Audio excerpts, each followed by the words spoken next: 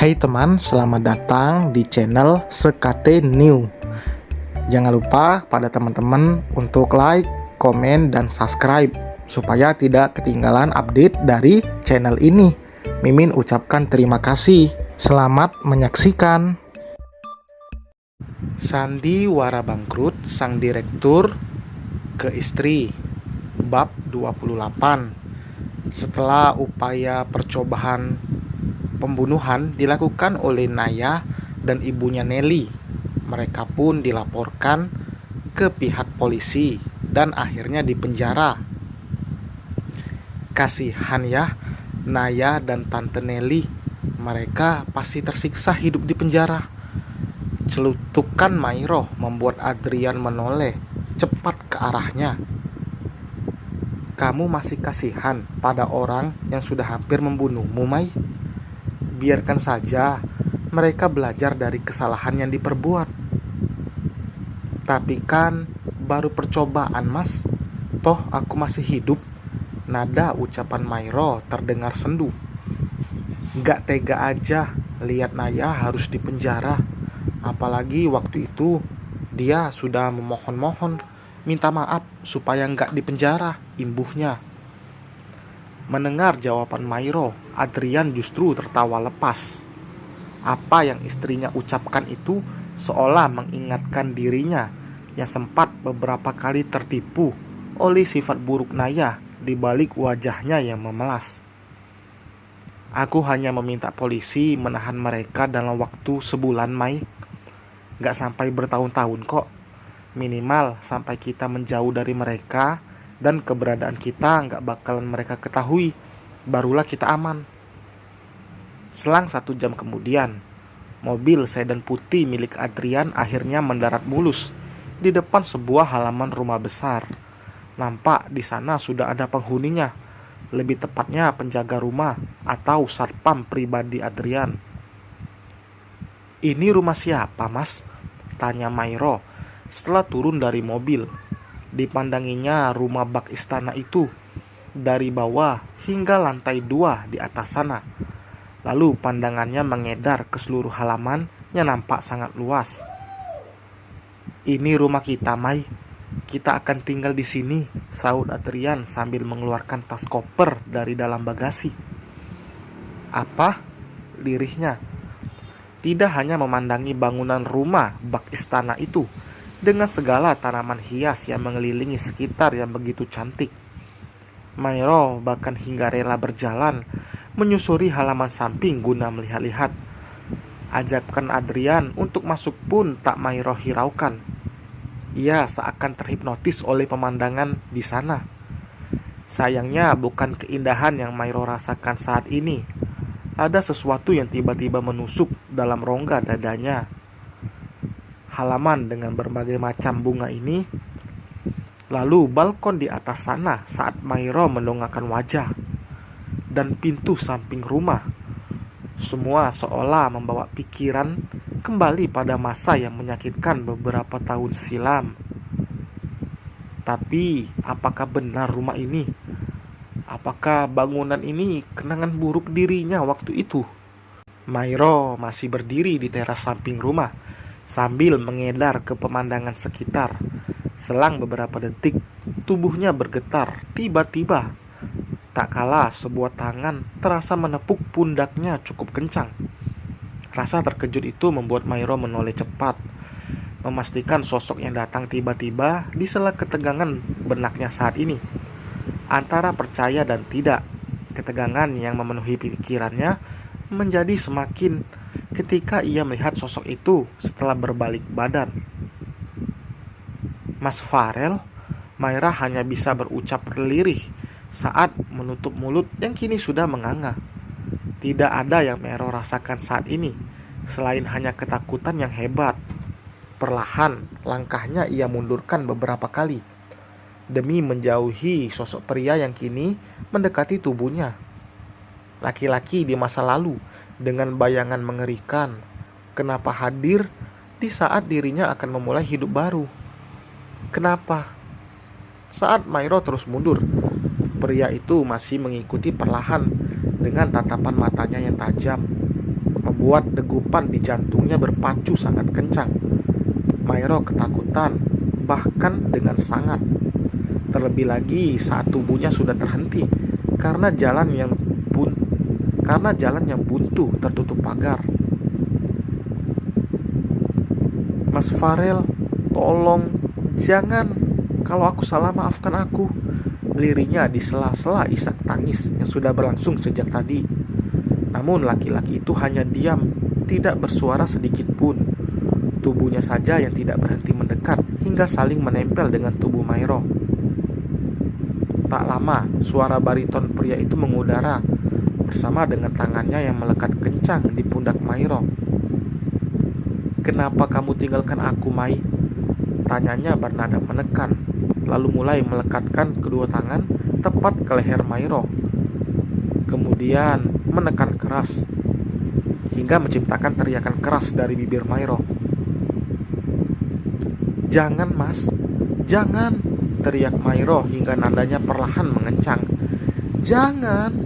teriak Mairo pun berakhir bersamaan dengan kedua matanya yang terbuka lebar.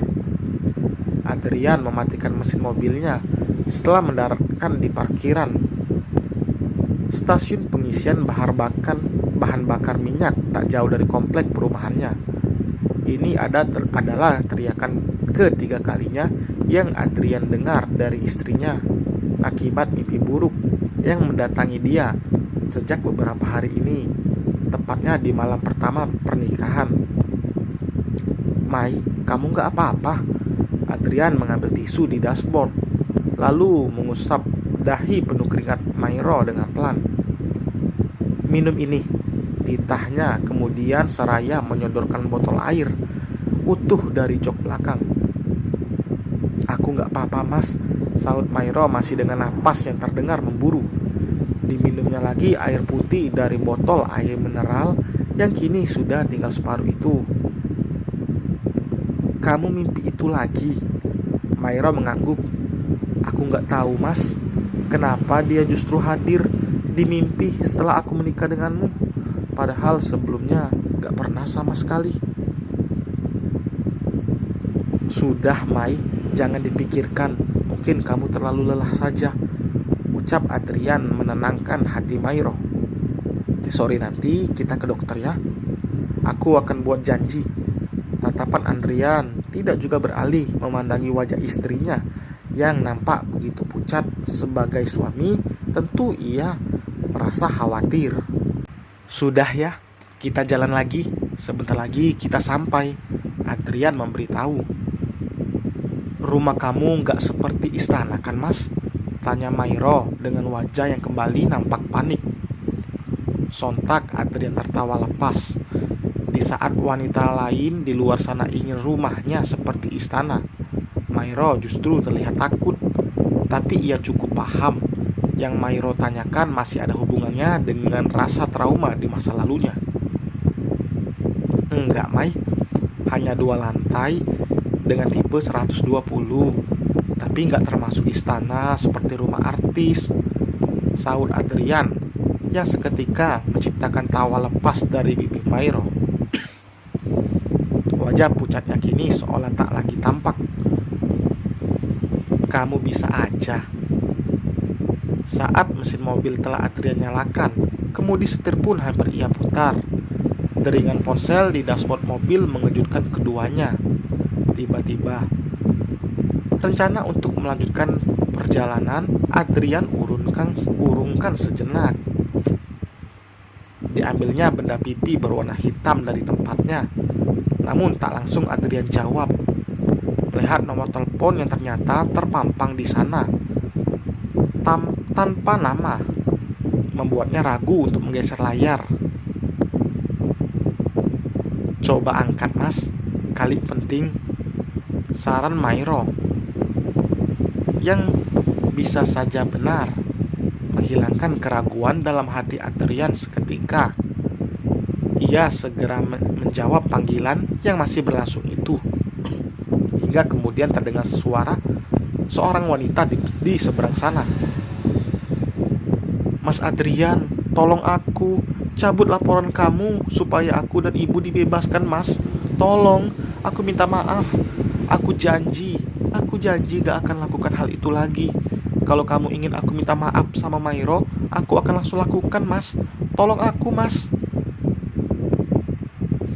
Ingin segera Adrian matikan panggilan itu setelah menyadari sosok wanita di seberang sana ternyata adalah Naya. Walau ia tidak menjawab sepatah kata pun, suara di sana tidak juga berhenti hingga Adrian memutuskan telepon sepihak. Kalau kamu mau bebaskan Naya, nggak apa-apa, Mas. Kalau dia udah sampai mohon-mohon, mungkin dia udah menyesal. Kalau kamu mengira aku keberatan, tidak juga. Lagi pula tadi aku sempat bilang, kasihan mereka jika harus hidup di penjara dalam waktu lama. Apalagi kamu bilang kalau Naya sedang hamil. Mungkin mereka sudah mendapatkan pelajaran di sana. Jelas Mairo, walau Adrian tidak membuka topik yang memang sedang membuatnya bingung. Aku nggak bisa pastikan, Mai. Kita lihat aja nanti, sahut Adrian yang kemudian langsung melajukan mobilnya. Mai, gimana? Kamu jadi telepon Adrian kan? Nelly bertanya, berharap jawaban yang ia dapat sesuai keinginan. Mas Adrian gak jawab, Bu. Dia langsung mematikan telepon, sahutnya lesu. Keduanya pun duduk berdampingan di sebelah jeruji besi di dalam kantor polisi. Rayuan kamu kurang kali, Nay. Harus gimana lagi, Bu? Mas Adrian itu sudah gak lagi lihat aku. Di matanya udah ada Mairo. Kalau dia sampai mau bebaskan kita, tandanya dia hanya bersimpati pada kita. Ya gak apa-apa, Nay. Yang penting sekarang adalah kita bebas dari tempat menjijikan ini. Gak tahu lah, Bu. Ibu pikir aku gak pengen keluar dari sini. Naya menghela napas kasar. Ia kembali merebahkan tubuh di atas karpet lusuh di sana. Kerjaan di dalam penjara. Apalagi yang Naya lakukan selain tiduran? Mobil sedan Toyota Camry putih milik Adrian akhirnya mendarat mulus di halaman rumahnya tepat pukul 2 lewat beberapa menit. Ia bergegas keluar dari mobil yang langsung disambut oleh penjaga rumahnya. Selamat siang, Pak. Selamat siang, John. Tolong kamu keluarkan semua isi di bagasi mobil. Terus masukkan ke dalam rumah ya. Saya ada perlu. Baik, Pak. Adrian baru saja mendapatkan telepon dari Amira, sekretaris di kantornya. Segera berlalu menuju kantor setelah berpamitan pada Mairo. Hanya kecupan singkat yang ia tinggalkan di kening sang istri. Kemudian sebelum akhirnya kembali masuk ke dalam mobil. Mas, sebentar, cegah Mairo sebelum Adrian menutup pintu mobil. Kenapa, Mai? Tadi kamu bilang ada klien bernama Farel dari perusahaan Hamdani. Pertanyaan pelan dari Mairo membuat Adrian sedikit kurang sabar. Ia hanya menjawab membenarkan tanpa bermaksud tahu dari apa yang istrinya tanyakan itu. Tanpa menjelaskan apapun lagi, Adrian segera berlalu memundurkan mobilnya perlahan saat Mairo sudah dipastikan tidak bertanya lagi. Sementara di rumah, Mairo masih terdiam. Ia duduk di kursi di teras rumah 2 lantai itu setelah berlalunya mobil sang suami. Pikirannya kini kembali kacau. Nama Farel lagi-lagi terbayang bersamaan dengan percakapan Adrian melalui telepon dengan orang di kantornya. Farel dari perusahaan Hamdani. Ya, dialah mantan suami Mairo. Dan selesai, teman. Terima kasih telah mendengarkan. Mohon maaf jika masih belum nyaman ya mendengar suara Mimin ini. Sampai berjumpa di bab berikutnya. Bye.